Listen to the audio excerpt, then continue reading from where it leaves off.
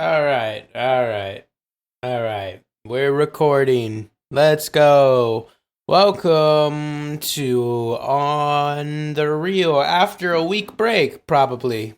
I think. Yeah. Week break. And we're back. Cade was sick. I felt like taking a break, and so we took a break. And that's that. And that's the happy haps. You know what I'm saying? That's the whole things. I think we said in the last episode that I had the vid. I had what do people call it? Because you can't say Crabs. you can't say it on YouTube or you'll get demonetized. Crabs? Is that not what you have? I don't think they. I had ligma. I hate you. That's my response to that. I can't say the extra thing, or we'll get. That's really a thing. YouTube doesn't like it, or at least they didn't. So everyone had to change the word and call it something else, or they'd get like demonetized or screwed by the algorithm. But Interesting. Well, yeah, no. So I had that. he had a. He was locked in he my had a room. venereal disease. My little. Yeah. I had a very popular virus that everyone liked to get in 2020. Yes, they very much enjoyed getting it. Oh yeah, they loved dude. it. I mean, like hundreds of millions of people got it. They had to have like been all about getting it. They really wanted to do it on purpose. All those people marching through Target saying, "Take your mask off." They were really excited about getting it. Anyways, I prefer marching on capitals, honestly. January 6th, preferably. Anyways, my favorite time of year. So, what have we been up to? Well, I've watched like 30 different animes in like a week. Because nice. I took the month off, not on purpose. It's just like I had to come. Well, actually, I got scheduled for jobs, which I think I mentioned in the last podcast, and then they canceled. Yeah. And then it was my mother's birthday, so basically, I've been off for like a month. So I'm poor. Unfortunately. Hey, so same. poor. I had the fun virus, so I couldn't work. Yeah. Which just meant a huge drop in my paychecks. I feel it. I should be good for this month, thankfully. But I'm probably going to start doing some freelance work this month because of Christmas. I hate this time of year for the fact that all my money is just being built up to spend it, you know? Yeah. Like the only reason I want a lot of money is to spend all of that money on gifts. So probably just going to do a bunch of freelance work. Hopefully I can get sound mixing jobs, but I don't know. People are being annoying and not like I have the experience, as I've mentioned plenty of times, and then I'll be close to jobs and then I don't even get like a callback, which makes me feel like my resume is bad. I'll need to send you my resume because like, dude, I don't think I'm a good person to have review your resume because I feel like I have really good experience to be a video editor, or at least literally just a video editor for some company social media. But no, nothing. The only people who respond to me are the people who are trying to scam me out of money. Yeah. They want to send me a fake check and buy some equipment from their vendor. Yeah. Note to anyone, if someone asks you that they want you to set up your own home office and they're going to give you money to buy the equipment they want you to buy from their vendors, stop messaging them. Stop talking to them. That's not how it works. If they want to send you equipment, they would buy the equipment themselves and send it to you. Like, it would not work the other way around. And yeah. That's sketch. Yeah. That's sketch. Don't do that. Anytime someone says I have to buy something, I immediately block their number. And the thing that sucks is like a lot of these, they're very cleverly disguising themselves as legitimate companies that are actively looking for a video editor, like a remote video editor. I'm not going to name any names because obviously these companies either don't know their name is being used for a scam, or they do know, they just don't want people giving them shit for it. But like one of them that was a scam that I went through, I finally like, I could tell it was, but I was gonna like kind of stick through it until it got super sketchy. And then they started doing the whole money thing, so I just stopped responding. And I went to their official LinkedIn page, and the first thing you see on their LinkedIn page was a message saying, "Hey, we're aware that LinkedIn job posts are using, or LinkedIn job post scams are using our name. Please note that we would not ask you to do this if we were to try hiring you. This is not how this is not function. How we work." Yeah, this is not how things work. And like, there's another one right now where they're just like, and the biggest thing is they're always like, we're gonna send you interview questions. It's not an in-person interview. You don't talk to someone like even over Zoom, like no voice. It's just over like either messaging through Teams or on email, or what they would do, most of them would do, is they would send you a PDF or Word doc, with a list of very generic questions. They're typically all the same questions. And then they give you good, like this one says compensation is $60 per hour. That is insane for an entry level. Like if you're an entry level video editor, do not at any point in time expect that you would be making $60 an hour anywhere in the country. You expect that industry to pay you well if they're not paying writers well? Oh, wow. No. And you're entry level, so you're going to be making considerably less. I think the average in the US, what I was going to say, I think the height of my job is like $900 a day, 10-hour days, basically. So it's like $90 an hour, right? That's the height of my job, which is a lot. Sick. But typically, $30 an hour is pretty great. Like that's well, because like great. So $60 an hour. $60 an hour with 40-hour work weeks, that's $125,000 a year. That's some quick math. I'll believe you. I have my calculator on my phone. I think the average, at least for a video editor in the US, like entry-level video editor is between like $35,000 and like $45,000 a year. Yeah, no. I think honestly, so it like very low. That's what you should expect if someone sends you a legitimate offer. You shouldn't be expecting $45, $55, $60 an hour for an entry-level video editor. No one in the US is paying that kind of money. Low key, you should hit up some YouTubers or streamers or whatever. Low key. You're not the first person who has asked me that, and I don't know why. I can't get out of my head how cringy that sounds to me. I don't know why.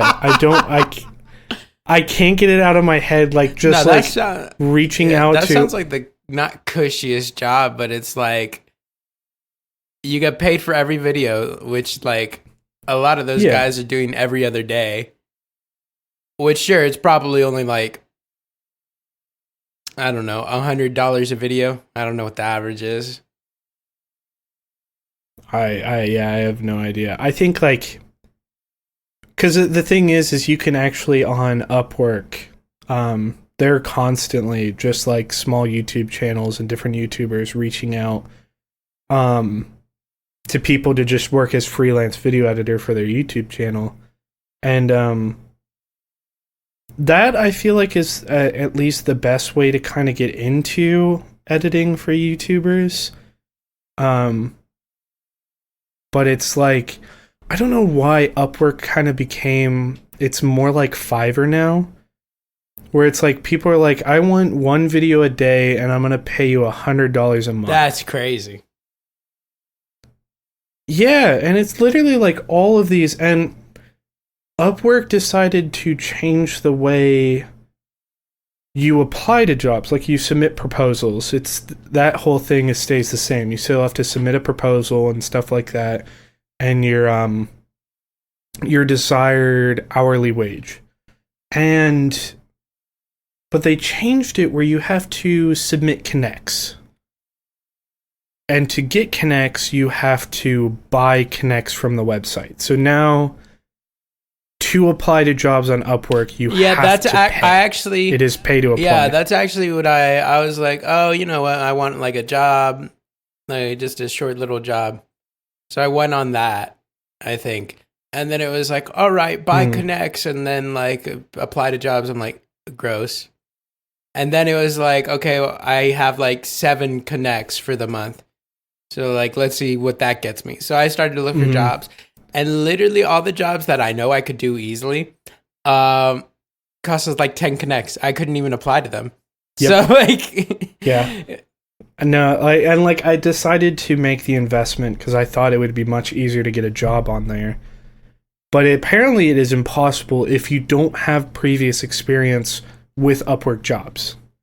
Like if you have, 0 projects completed because you haven't worked on a project yet, people just don't care for some reason. Which, I mean, I don't know. I guess that makes sense. I don't know. But it's like all of these jobs where it's like, yeah, no, I want you to do a lot of work for a very little amount of pay. Also, you need to submit 16 connects.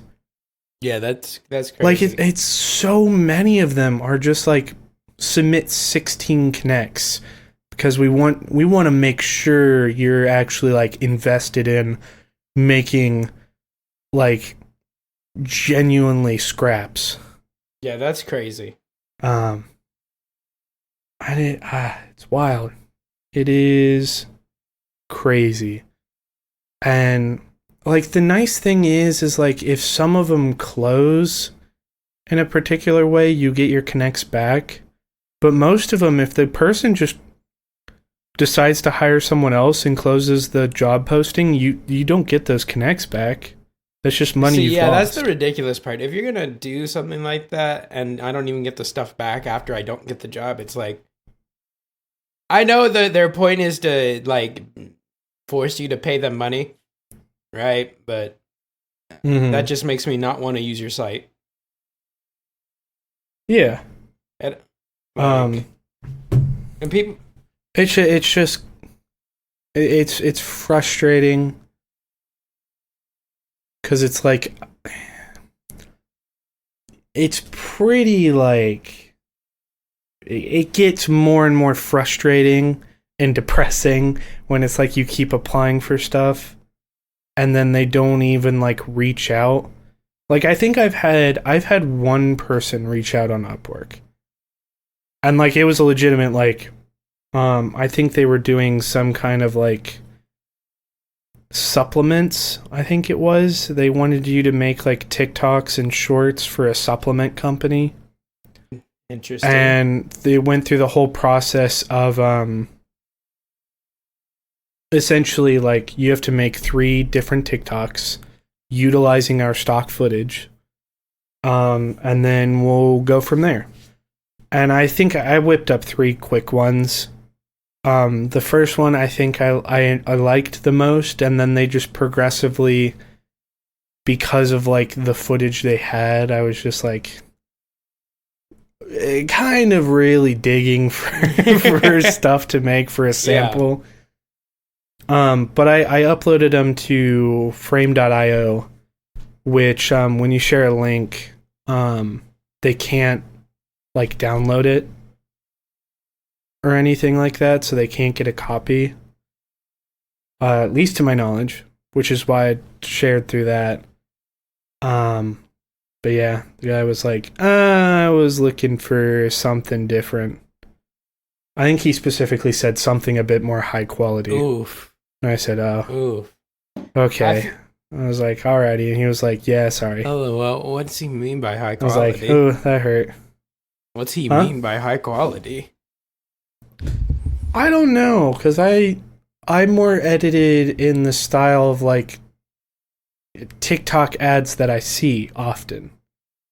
Like I more tried to nail the sort of like flashy, high, like quick and like TikTok brain dead kind of ads and stuff. That's fair. So it could just be that's not what he was looking for. He wanted something a bit more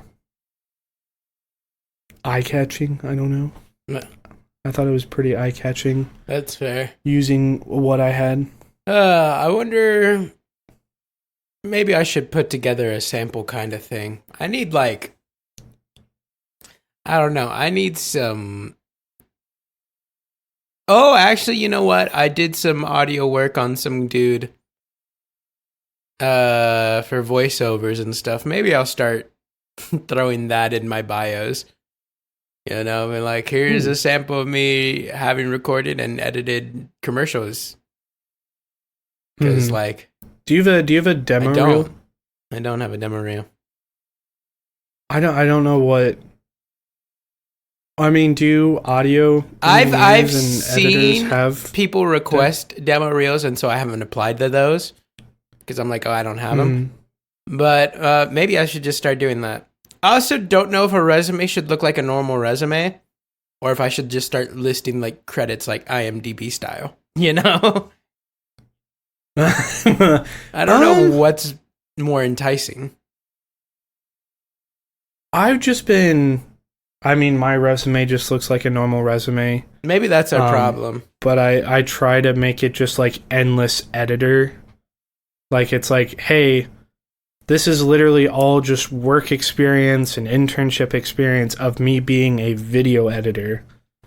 But it could just be the descriptions I have where it's like I need to use more like poppy buzzwords.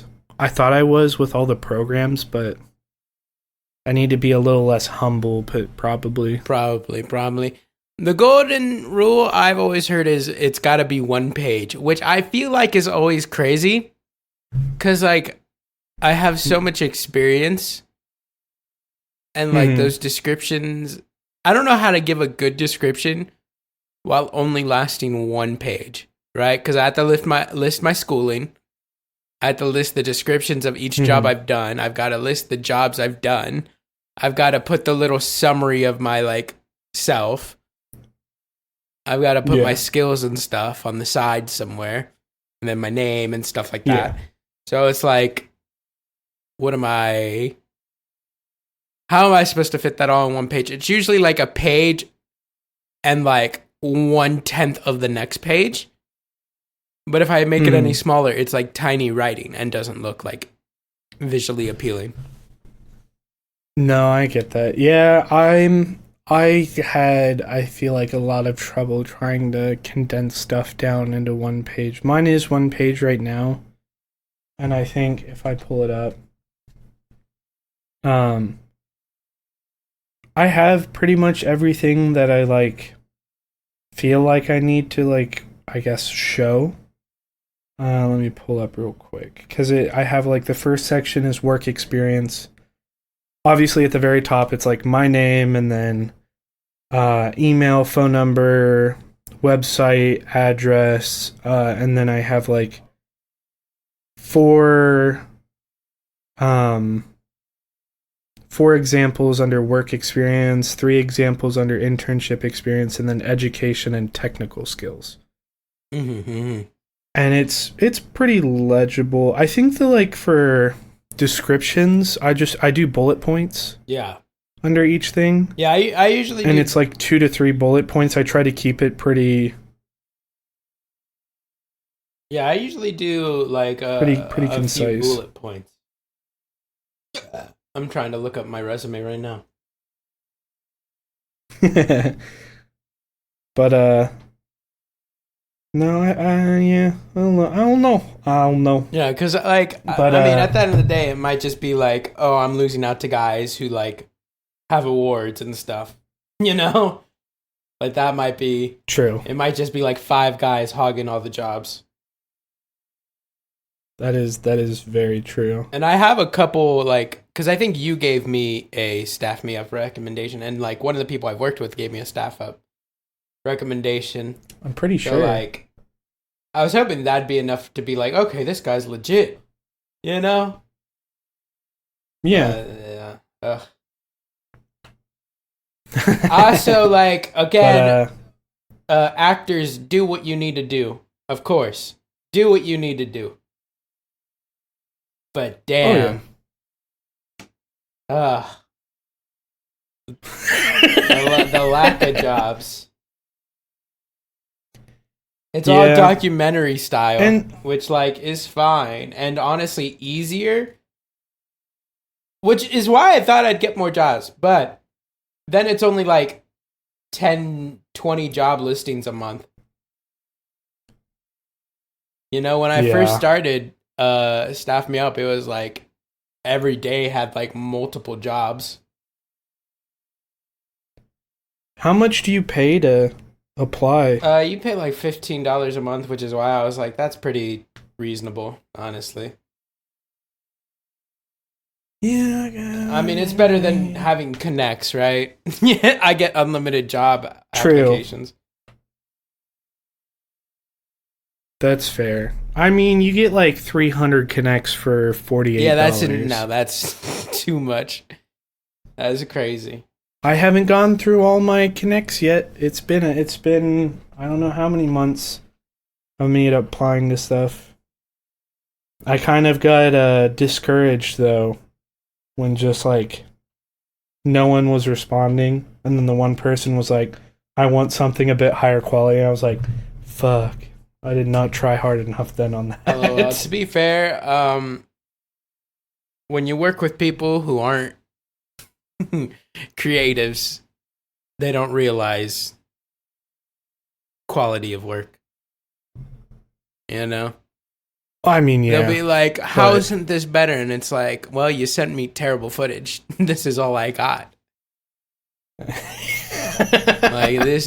I could pretend like, oh, I messed up, but it's like you gave me nothing to work with.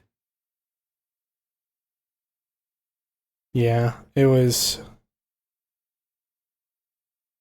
interesting. I do think I could have done a lot better on that. It was kind of a maybe slightly rushed job.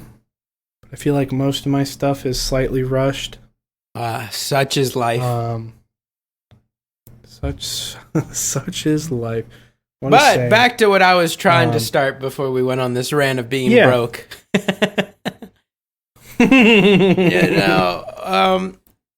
What's your top 10 animes? You know, I'm going to pull up my anime list right now. Oh gosh. Because I've watched so many this past like 2 weeks. I can give you not a top 10. I think my favorite is still Nichijou. Either Nichijou or Steins Gate, and then One Piece are all kind of like up there at the top. Right. Oh shoot. And then there's like Made in Abyss and Girls Last Tour are both very good. You've got such a interesting variety right there for your favorites right now. I like it. You got cute Nichijou and then Made in Abyss. Yeah, which, oh my gosh, Made in Abyss is depressing. Yeah, that's like, I feel like I would need to watch Nichijou to recover from Made in Abyss. Yeah. Well, if if that messes you up, Girls Last Tour. Girls Last Tour is like weirdly like calming, even though it's like very depressing undertones, and it only covers 4 of the 6. I think 4 of the 6 volumes, the actual season 1, and the remaining 2 volumes are like very depressing. And the fact that I know how that ends, that series is so sad. But the no, Made in Abyss, I just like the world building. I still need to watch it. The only thing I know about it is I watched a TikTok, and then there was an elevator, and then this girl is just in pain. Yeah, that's the scene I saw, and I was like, oh, well, this seems messed up. Mm-hmm. I need to. I know they released, I think, a new season. That's why I was like, maybe I'll watch also, multiple movies. I haven't seen any of the newer stuff. I've only seen the like original first season, so I'm a bit behind. I'm a fake fan. Samurai Sham. Okay, is it Champloo or Champloo? I always said Champlin, but I don't know. I don't know. You know the series I'm Samurai. Talking about. Yeah, I really enjoyed that. That was like one of the first few I ever watched, like when I was in middle school or high school. So it's been a hot minute for me. I also really like Cowboy Bebop. I didn't want to say that first because I feel like that's kind of a everyone would mention Cowboy Bebop. I don't know. I feel like that's a kind of a generic answer. Cowboy Bebop, for all those listening, those people, is actually one of the few animes even considered by the creator himself to be better in English. They managed to get some crazy good English voice actors for that show. I'm a live and die on this hill. People always like to say, oh, the only reason you think Japanese voice acting is better is because you don't understand it. First of all, that's so disrespectful to voice actors. You can tell emotion from tone. Like, if you can't, you're stupid. All right? Anyway. Yeah. Secondly, even if that is true, then Japanese voices are more pleasing. Like, even if the other part is true, then okay, Japanese voices are more pleasing. But I know that's not true because I like Cartoon Network shows. I love, like, Adventure Time's voice acting, stuff like that. Like, their voice acting is great. It's just like people like Funimation do not hire high-quality voice actors. No. I'm not going to knock English voice actors.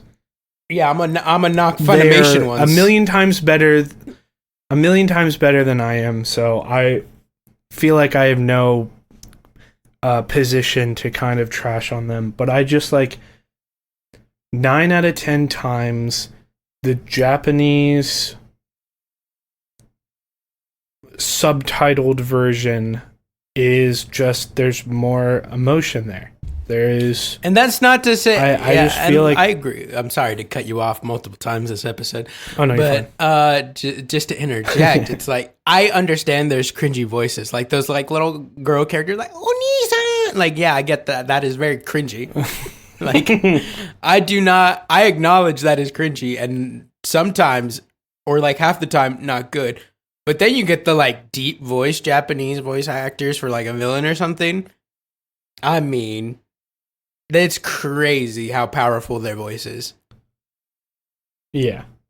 I think the only like stereotypical character voice that is in like so many animes that I don't like the English or Japan, I don't like any of them because I just don't like these types of characters, are the annoying animal side character, like companion. Oh yeah. So like the what is the one in Seven Deadly Sins? It's like a pig or something like that, isn't it?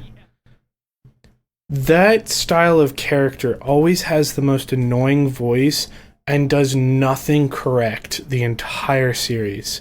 Yeah, yeah. It's just, I hate it. I hate that stereotype of just throwing an annoying character into a series as like a, I guess, comedic relief. It's not funny. Stop doing it. The please. other thing is that annoys me with English voice acting, which is not their fault, right? Yeah. Pronouncing Japanese words. Because one, they're English, right? Yeah. So they can't get the pronunciation right. And it's the same with Japanese when they decide to try to throw in English. Doesn't sound good. Like, it does not sound good. But America has to do a full show of Japanese words with it, so it sounds bad. You know, just like if you brought a Japanese like voice actor to like only speak English words or whatever, like it would sound bad. That's another problem with English voice acting. Like, and that's something funny because it's like, like here in the U.S., we're kind of obsessed with, I guess, and I guess it's like an obsession with like things you don't have.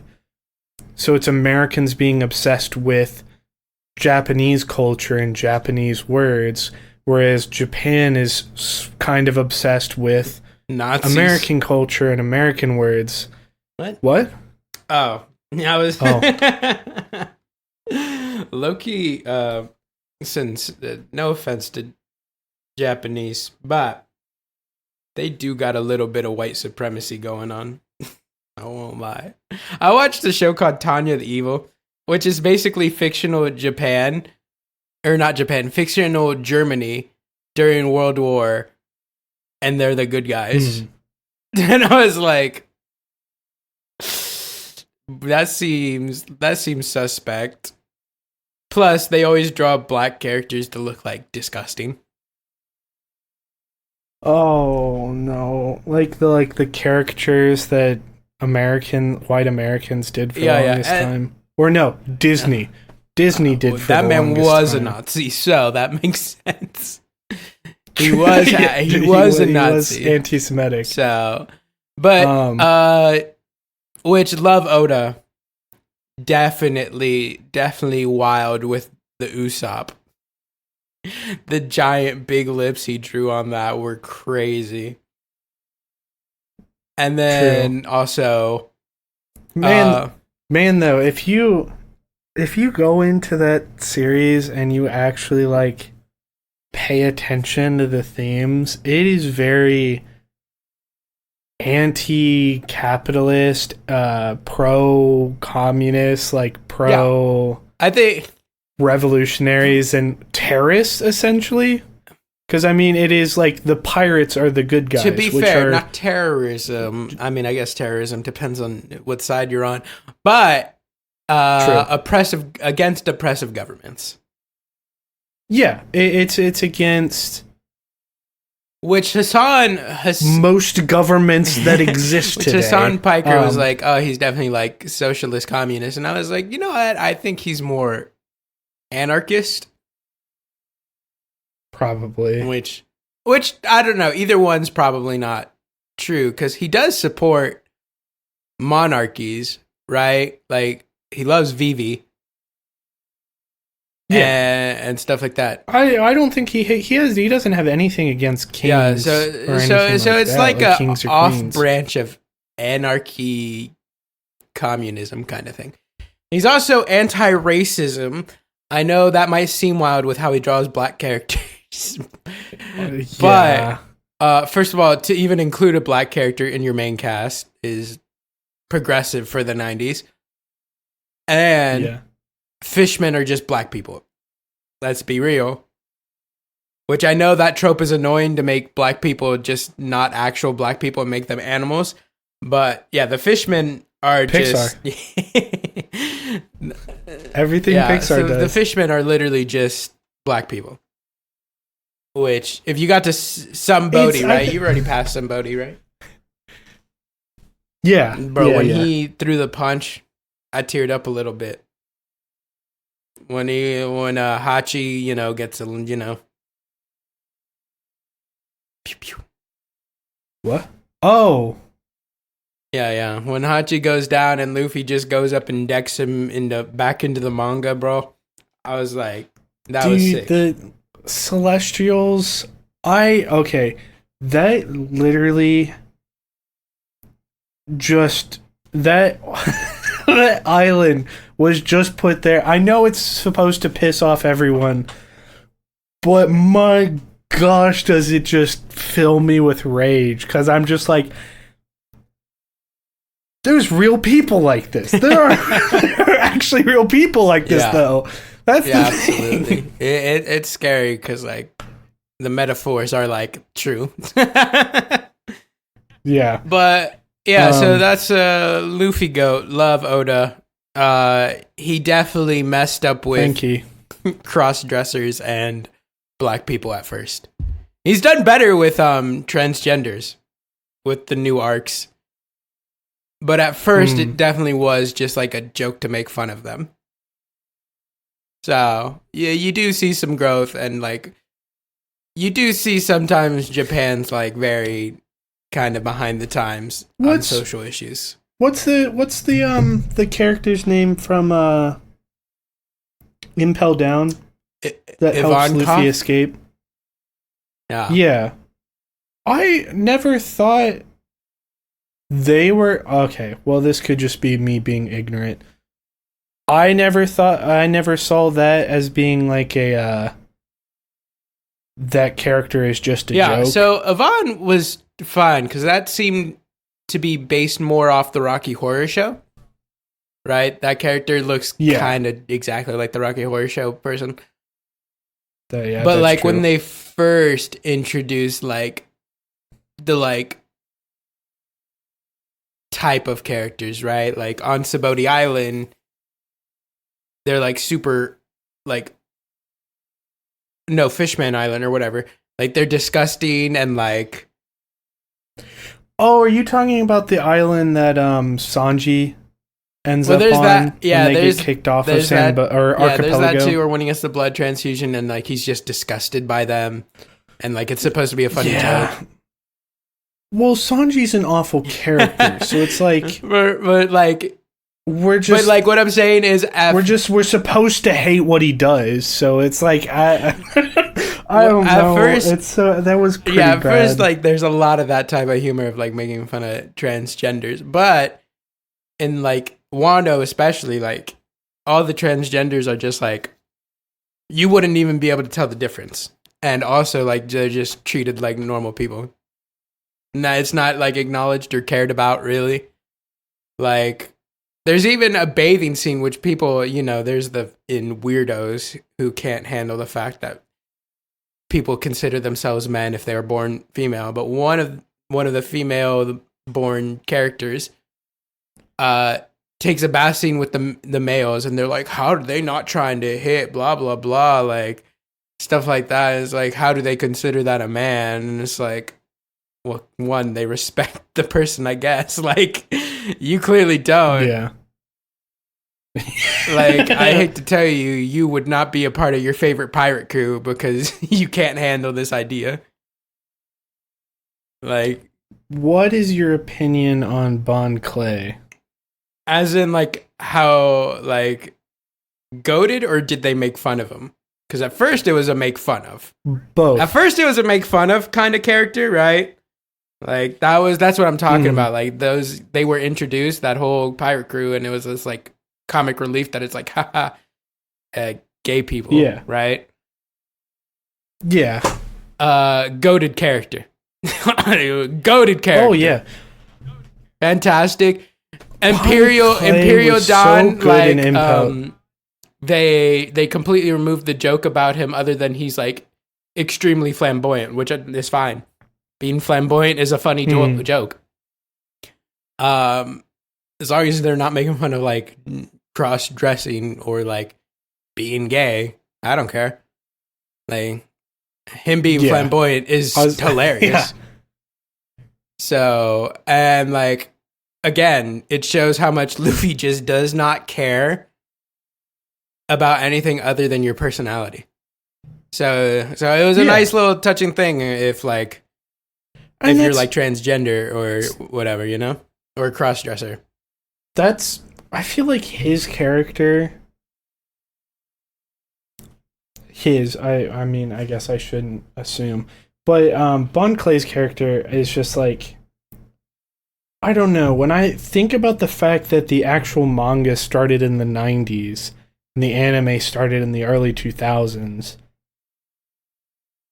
that's just like incredibly early to be very kind of like openly having characters like that in your series, especially a cartoon.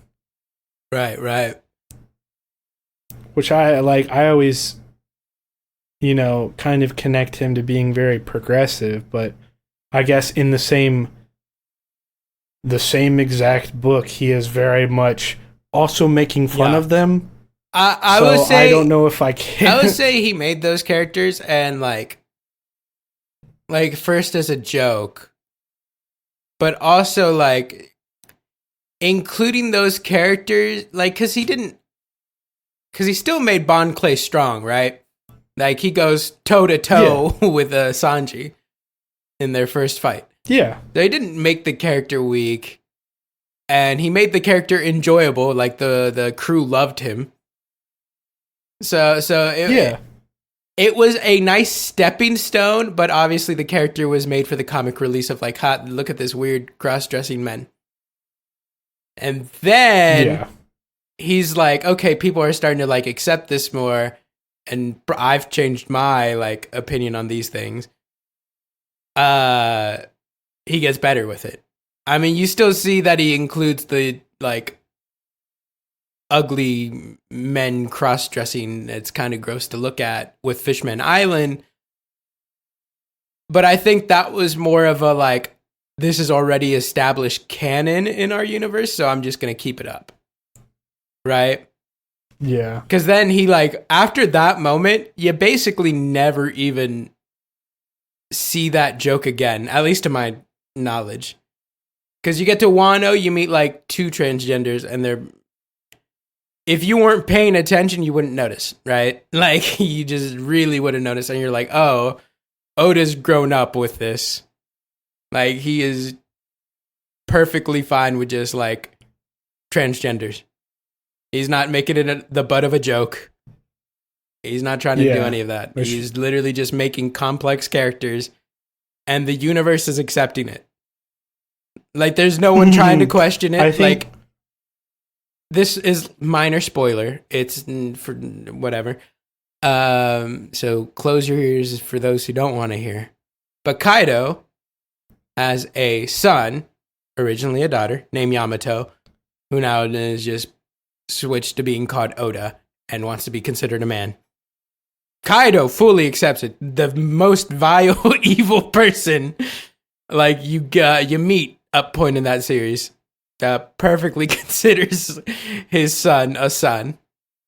So that's how you know Oda's taking it seriously, because he doesn't even let the villain like point it out. Yeah. So I respect Oda, because like a lot of people wouldn't change like that.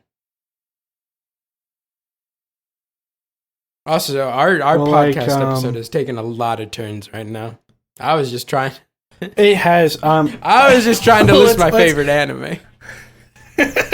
Let's go back to. So yeah, I think the last one I said was Cowboy Bebop. Really like that. I think it's just a really cool universe. I mean, it's literally bounty hunters in space. What's more to love? The only thing I really, really do not like is Edward's character. Mm-hmm. Mm-hmm. They're just so annoying. But yeah, so that's. I might come up with another one out of nowhere, but I can't off the top of my head. The rest of them I'm thinking of are just like animes that like were cool, but I don't know if I could throw in my like a list of favorites, like Neon Genesis Evangelion, Fairy Tail, Sword Art Online, Seven Deadly Neon Sins. Lost me. I won't lie. Was it just that scene? That scene was also really bad, but like Low key, I was really bored watching it, and I know it's like, oh, you didn't the complexity of the. Yeah, I get it's complex. I don't care. I was bored. I get it's a beautiful story. I understand the complexities of human trauma. I don't care. I was bored. I was bored as like I do not care. That's fair. I really enjoyed the series. But I just like that scene is so I think weird. The ending is kind of really weird, but to be fair, I also I watched the first 24 episodes, right, which is like the whole series. But then there's like a whole another series and like 2 different movies. If you need all that to explain your show, you messed up. You did a bad job because they needed to make all that to clarify stuff. They needed because I watched the original series. I don't know. If there is, I know there's like 2 movies, and one movie is literally just all 24 episodes into one movie strung together. And then the other movie is like... Isn't it literally called explaining the ending of like Neon Genesis? Like I thought it was like I saw the Netflix. I think it said like explaining the ending of Neon Evangelion. I'm like, I feel like if you need to make a movie like that, you failed. You failed. Hold on, let me look up. I don't even know if Netflix still has this stuff. Oh no, they do. So I think this is the series, isn't it? 26 episodes. That's the series that I watched.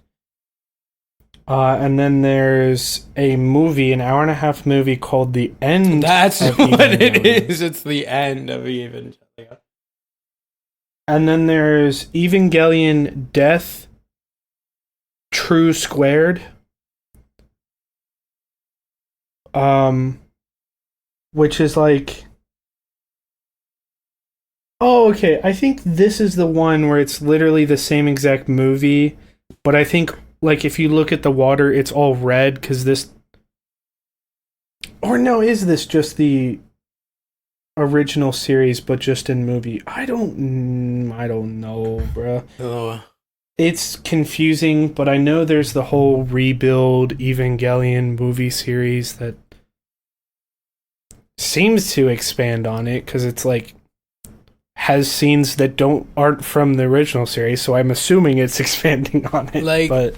So the show is objectively good, right? I think I rated it like a 6, which on my anime list means good. I wish it would have expanded more on certain traumas than other traumas, right? And I had better explanation of this while I was watching it, but it's been a while, been a hot minute. So I don't remember exactly. I think one thing was, I understand his obsession was with his father and whatnot, but I feel like you could have gone better with the traumas he was going through of like killing things and stuff like that, and fighting for survival, and doing like a job he didn't want to do, which I know they go decently in that, but I feel like you could have expanded that. I mean, he's constantly putting himself in potential, like he could die at any point. Yeah. And that's kind of like... And like the... Kind of glossed over a little bit. And like... Understand the traumas like of loss, right? The husband's made like a clone of his wife in a child, which told weird thing there, but oh yeah. the show's weird, man. It is good, but it's also 90s, so like the animation's not great, right? Like I don't know, I think because Cowboy Bebop's also from the 90s. I think that's aesthetic is like... I think the aesthetic is nice, but like obviously the fight scenes are boring because again it's 90s mech, right? True. Which, again, animation doesn't make or, like, animation shouldn't be the whole main thing of a show, but, like, you know, it's nice to see. But, again, I had better explanations for why I didn't like it while I was watching the show, but it's been a few years. I don't remember the show that well. I remember finding it boring. And then, obviously, the jack-off scene. That's pretty much the two things that stay with me. Like, there is one old, it's actually from the 80s. Wow. It's called Akira. Oh, I've heard of that. Ends with like a bomb. Red motorcycle.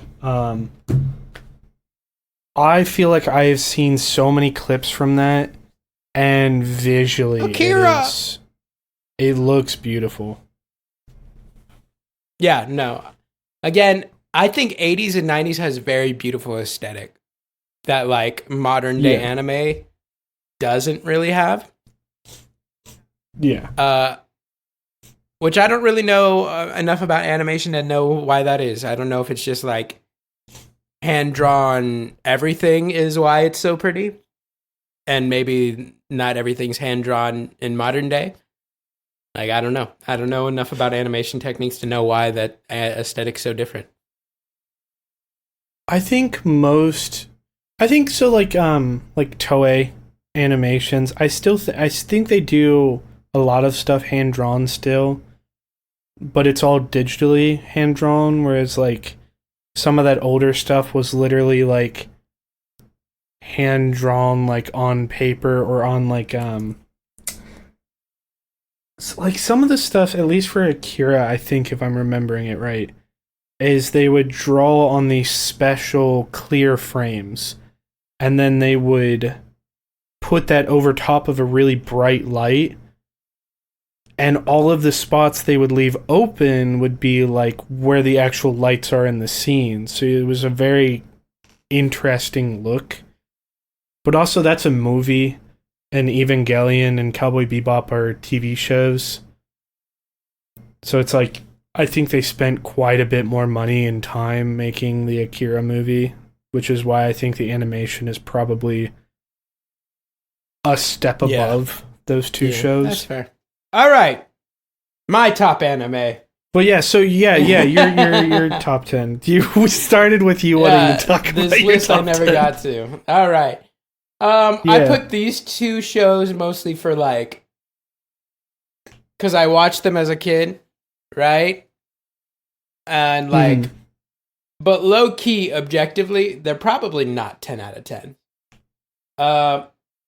Naruto and One Piece. And my reason that they're not top 10s is because of all the random BS filler. Right? Fair. And how One Piece episodes are like 2 minute long. One Piece is 1,000. It's like 2 minute long episodes, and that's how they get rid of like being called not filler. Yep. By adding 2 minutes worth of canon. But I put them as 10s because I've been watching them since the beginning. I didn't put Shippuden at 10 because I think him becoming a descendant of God ruined the show for me. That is... I don't think I've watched that. Yeah, I mean, he's like the reincarnation of God, which takes away a lot of the show for me. Because at first it's like this guy who's working hard and whatnot, and then it's like, oh, nope, he was just destined to be this. And that takes away most of the point of the show for me. So I rated Shippuden lower than Naruto. Attack on Titan, gotcha. 10 out of 10. I know that's like...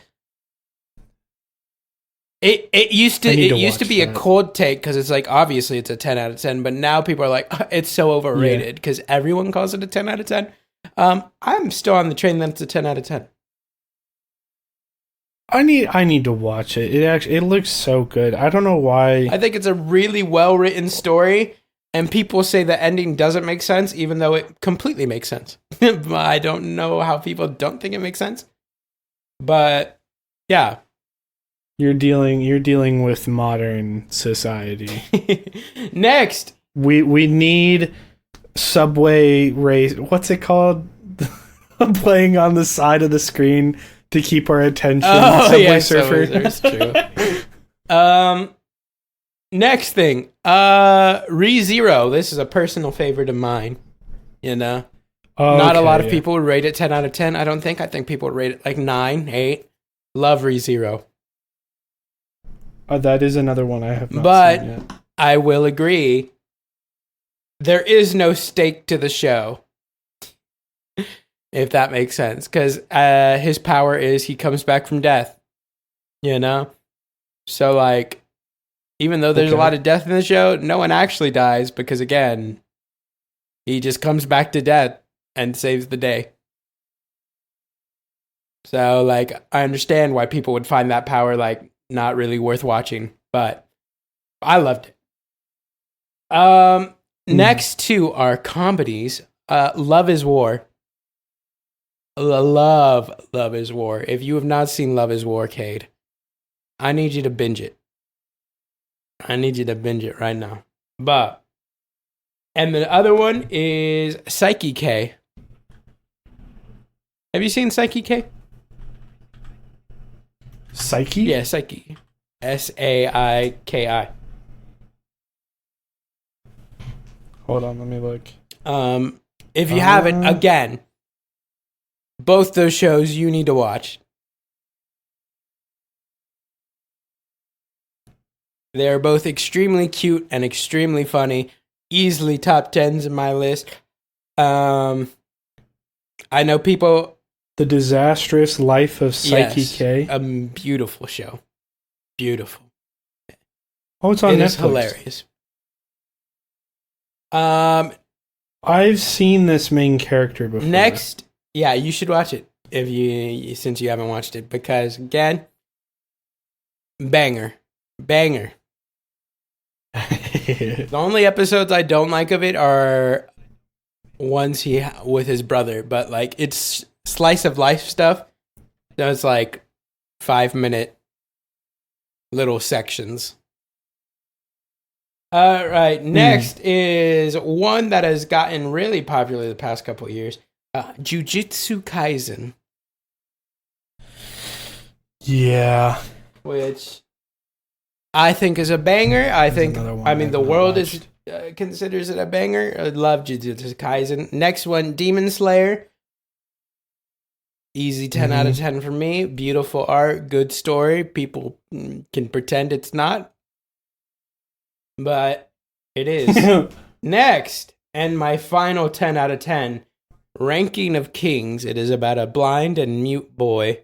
Not a blind, deaf and mute boy. 100% recommend that one too. And those are my 10 out of 10s. Well, that's one I've actually not heard before. What's that called? Ranking of Kings. Ranking of Kings. Its second opening theme song, masterpiece. Oh wait, is this one you sent? I did send that in Discord. It is part of my Discord list. But those are the shows I consider 10 out of 10.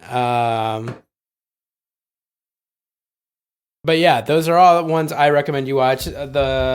Mostly the comedies, because I feel like the other ones, they're super popular already. I mean, the comedies are popular too, but like, you know, everyone's heard of Demon Slayer and Attack on Titan.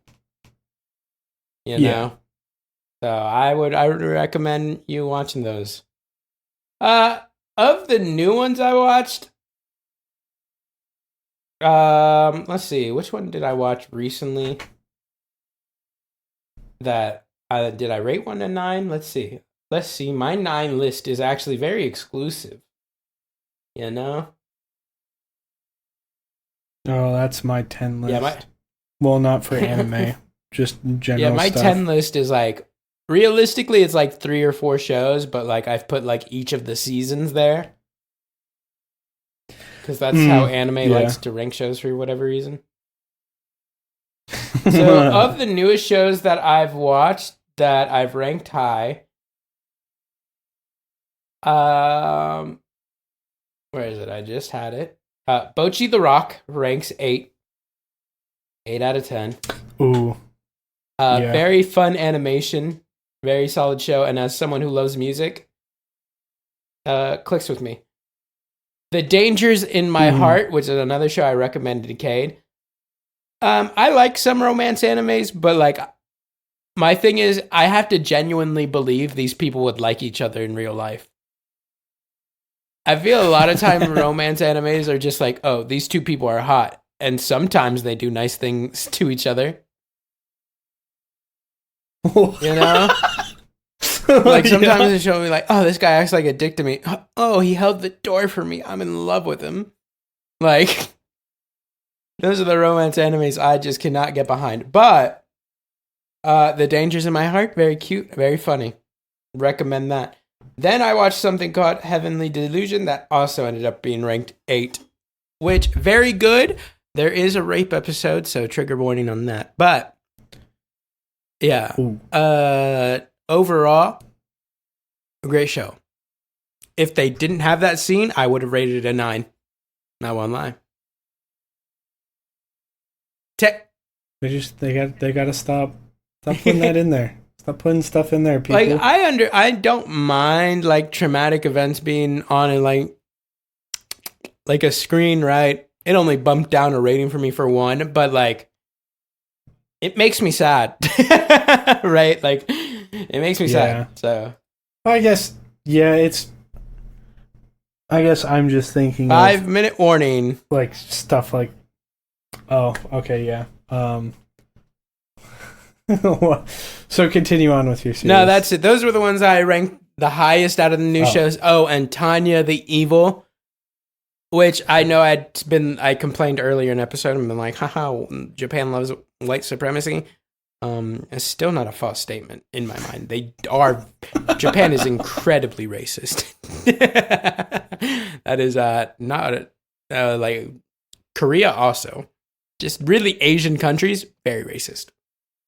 But that's my rant as a brown person for Asian racism. So yeah, Tanya is pretty good.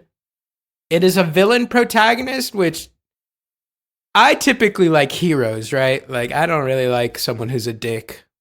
Like I really don't. You know, that's not my favorite kind of thing. But you don't like people that are dicks? So I don't like warmongers. But yeah, it's just the show of someone who gets reincarnated and they get into a life of war and they're trying to get a life of like a front office job so they don't have to be fighting on the war front. But God keeps interfering and making it so that they never leave the battle lines until they start to believe in God. Okay, that's interesting. And the reason I know about this show is something called Isekai Quartet. You can look that up because I also recommend that show, but only after you've watched all the shows in it. But basically, it's a show where like all these Isekai protagonists are in a show together in a comedy show.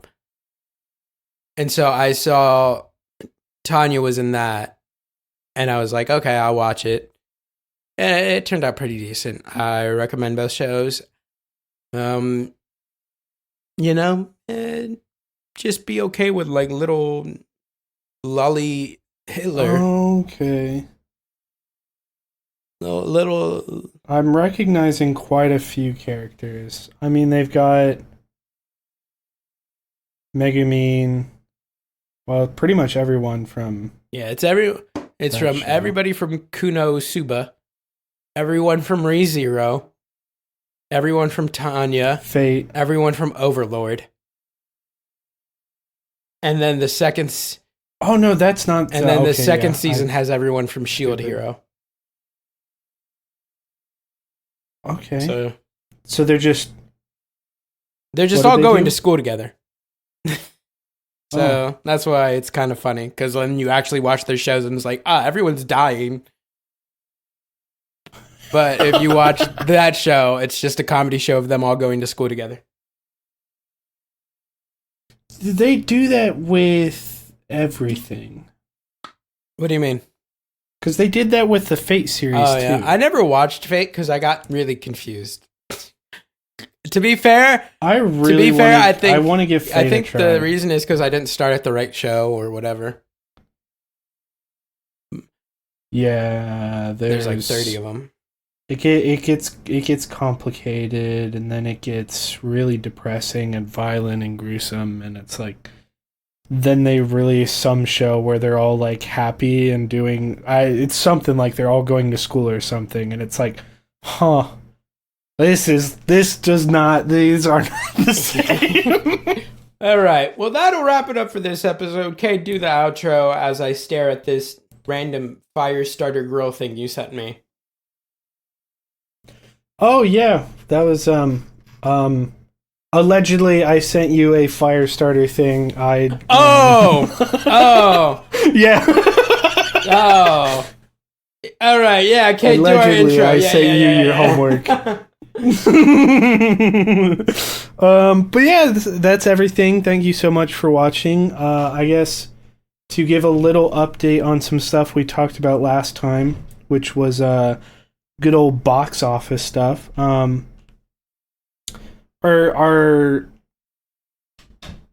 We both like Taylor Swift. Taylor Swift fans, don't get on us. Taylor Swift movie is up at $203 million at the box office, which is insane because it's been 2 weekends now. But Five Nights at Freddy's did $132 million opening weekend, which is also insane. I've heard that is like a 6 out of 10 for a horror movie, but like 9 out of 10 for a FNAF movie. Like apparently they did incredible at making that, but we can talk about that later. And then I guess stay tuned. As long as everything goes well, I won't make any promises. You know the Cade promise never lands. The 4th, which I don't know when Diego's releasing this. It'll either be tomorrow or next Tuesday. But the 4th of November should be a tutorial video from me. And then the 11th will be a video from Diego. We'll start releasing some cool tutorial videos, some cool drunk videos, including a drunk AI competition where I have to try to decide whether it's a real photo or an AI photo. Very, very entertaining. But yeah, so that's coming out in the future. Keep an eye out for the channel. I know it was a bit dead because I got COVID. Not COVID. Stop saying it. I got the virus. And that has been on the reel. But yeah. Katie, it is. Yeah. Goodbye.